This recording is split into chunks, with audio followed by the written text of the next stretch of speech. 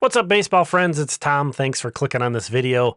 It's going to be difficult. It's going to be a difficult conversation, but I promise we're going to kind of swing this into some interesting talk. And I'm curious, if the Twins were to make some trades, who you would target, what type of players, or even specific players you'd target.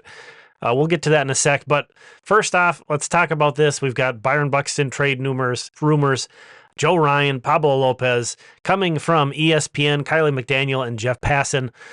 They released a list of the ranking of the players who could be traded. And they just wanted to freak out Twins fans, I think, by putting Byron Buxton as the cover boy of this article. That certainly freaked me out this morning. But I don't want to give away that whole article. It is for free on ESPN. You should go check it out. I'll put a link down in the description. But 3 Twins were ranked in the top 8. I'm not going to say where. You'll have to check that out. But Buxton, Ryan, and López all ranked within the top 8. And then it was a top 25 list, and Ryan Jeffers was among the names in the additional 15 beyond that. So lots of Twins popping up in this ranking. But important to kind of step back from that panic of thinking about a potential Byron Buxton trade and understanding this was a ranking of perceived trade value and not a likelihood of being traded. So they put a 35% on Byron Buxton and then a 50% on Joe Ryan and Pablo López. That still doesn't feel great, but keep that in mind. It's not like those guys were in the top 8 players believed to be traded as their trade value. Based on those percentages, I ran this through like a calculator of 3 events and then to run probabilities based on those percentages. An 83.75% chance at least one of those guys is traded. That does mean a 16.25% chance that none of them is traded. And then an 8.75% chance of all 3 being traded. Now, to be fair, this is maybe a weird approach to this. It was just something I was thinking about. If you ran those questions by McDaniel and Passan, maybe you'd get totally different figures, and maybe that's not how the math works, but, something to think about. And then, this is not surprising to me, and I could see all 3 guys being traded beyond those probabilities because I said this in mid-August, months ago. They're going to trade Joe, they're going to trade Pablo, and at that point, Byron will waive his no-trade clause because everyone has a limit. Now, that was, in the depths of, recovering from a couple weeks after the trade deadline fire sale. If you want my Nostradamus prediction of the offseason, there it was right there. And again, maybe I'm a little doom and gloomy.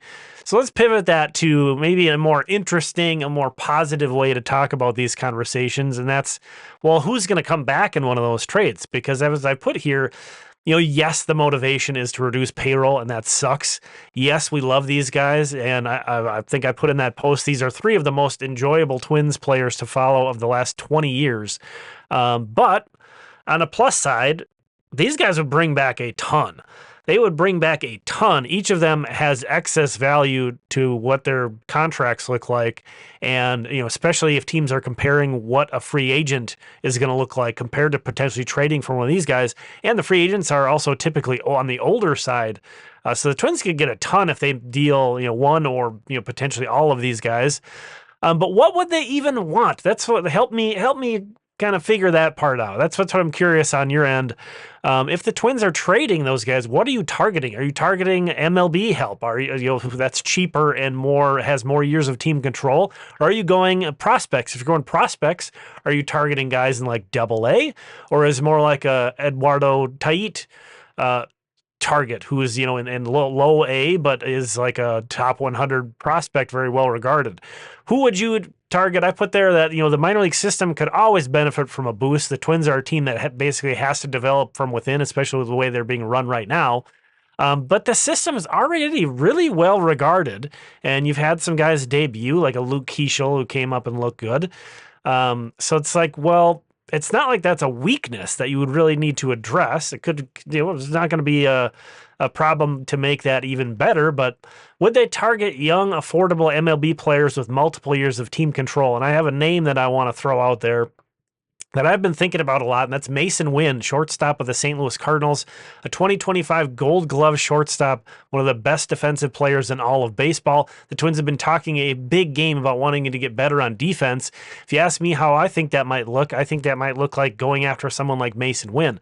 He's entering his age 24 season. I would say keep that in mind if you look at Wynn's hitting stats. They don't really jump off the page at all, to be honest, but he is still so young, entering his age 24 season. I think his bat has more to show.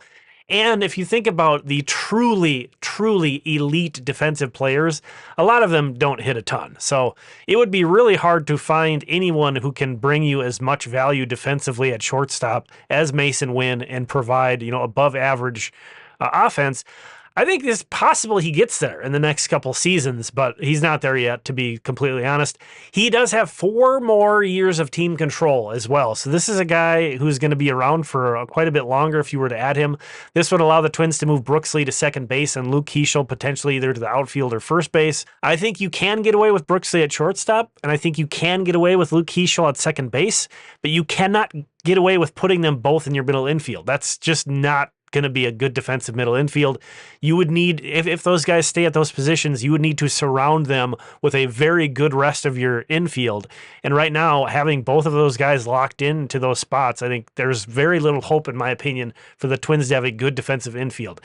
So I don't know if the Twins are anywhere near on this track, but I would definitely look for a good defensive shortstop to open up some different possibilities and dramatically improve your defense, which is going to help your run prevention and your pitching staff. Now, if I like this guy so much, you always have to think, well, if this guy is exciting, well, why would his team get rid of him? That's a very reasonable question. And my reasoning is that St. Louis has the number 4 overall prospect in all of baseball, J.J. Weatherholt, expected to debut this upcoming season. He has primarily played shortstop, but he's nowhere the defender that Mason Wynn is, but he also has way more offensive upside. Maybe the best pure hitter in the minor leagues right now, J.J. Weatherholt. So maybe that's a reason that they would move on from Mason Wynn to try and see if Weatherholt can stick at shortstop. I don't know. They did just trade away Sonny Gray, so it's kind of like, well, if they got rid of his salary, would they really be looking to add veterans and salary? The only thing I would say to that is Sonny Gray was on his last year of team control, and he was getting paid a ton for this upcoming season. So maybe their justification is a little bit different. Maybe it's not that they can't spend any money, but just that situation didn't make sense for them. So that's just a name I've been considering. Let me know what you think about that. Let me know, again, what would you target? There is a big part of this fan base that has been vocal for years about wanting the Twins to do a full rebuild. And I don't think they necessarily are excited about the idea of potentially Buxton, Ryan, and Pablo being traded, but it's always there that wants to just do full rebuild mode, tank for a couple years, and really get a bunch of talent to potentially not just build a contending team, but maybe a World Series type team. I'm not really on that boat, but I can see some validity in feeling that way, and I understand why people might feel that way. And just trying to throw out that, this news sucks. Seeing some of our favorite guys in the trade rumors is a gut punch. I don't like it, but there are some. It's not like there's nothing to be intrigued by. It's conversations I don't want to be having, but it is kind of interesting and exciting to think about the type of players those guys could bring back. So thanks for checking this one out. Me and my buddy Jamie Cameron launched a Patreon focused all about Twins prospects called Limestone Pipeline. Go check that out. It's $4 a month. Really appreciate you watching this video and supporting this channel, my projects, anything really. And we'll talk again soon.